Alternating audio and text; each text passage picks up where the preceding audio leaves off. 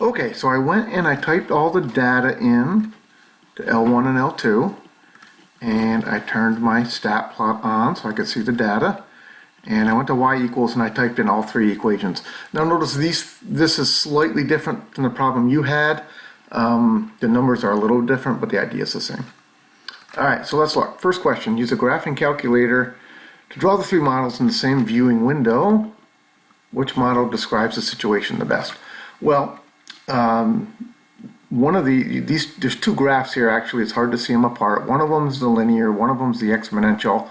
And you can see this one, the quadratic, is clearly the best. So we're going to go with quadratic there.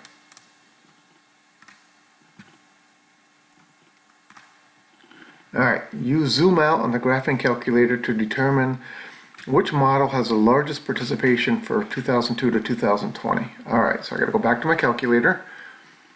I want to go 2002 or 2005 to 2020, so that would be year 15 to year 30.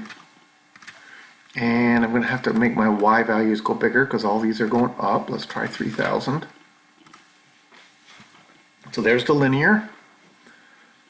There's the exponential. And here's the quadratic. And it certainly looks to me as though the quadratic has the biggest value. So I'm going to try quadratic. Yep. Alright, now find the n-intercept for each model. The n-intercept for the linear model, we type it in as an ordered pair. N-intercept means t is 0. So I'm going to go ahead and type 0 in for t, 0 in for t. And I come up to the linear equation. If I plug 0 in, I'm going to get 0 plus 1314. No, that's just 1314. Oops, I didn't type it in the right spot. There it is. Okay.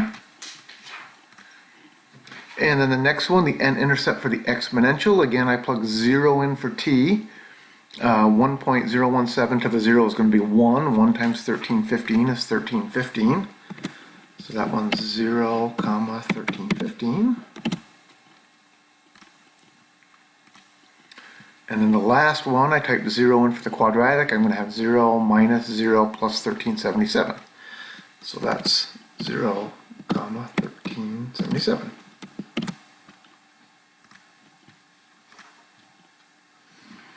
Alright, which n-intercept best describes the situation?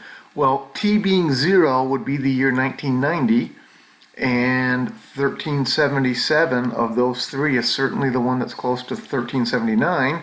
So again, the quadratic model is the best. Use Q, the quadratic model, to estimate when there were 1393. Alright, so it should be somewhere close to that. Let's go to our calculator. I'm going to go to y equals. I only want the quadratic, so I'm going to turn those two off. And then I'm going to come down here, and I'm going to actually graph 1393.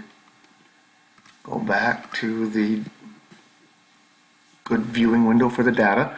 And what I'm looking for is where the 1393 crosses the exponential, and I can find that by going into this calculate menu and using the intersect. First curve, enter, second curve, enter, guess, enter. It looks like year 4.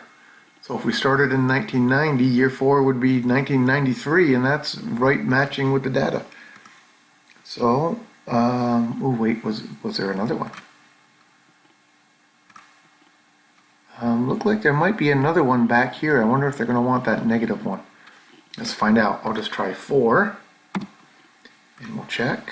Oh, nope, it says there are 2 answers. Okay, so we'll go back and find that other one. We might have to change our window a little bit. Maybe go back a little more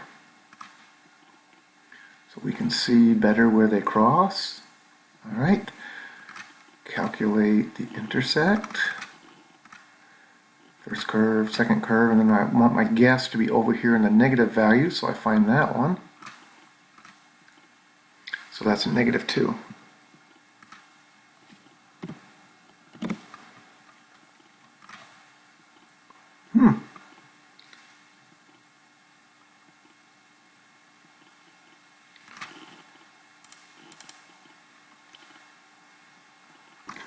Alright, so I had the right numbers there, -2 and 4. I just didn't realize the directions weren't real clear there. They wanted me to type in the years. So -2 would be the year 1998 because it was 2 years before, and +4 would be 1994. Alright, I think that's it. I think that's all of problem 1. Okay, so watch through this video and then try it with yours. Like I say, you're going to have slightly different numbers here that you're going to have to type into your calculator, and you're going to have slightly different equations, but other than that, the problem really should work the same.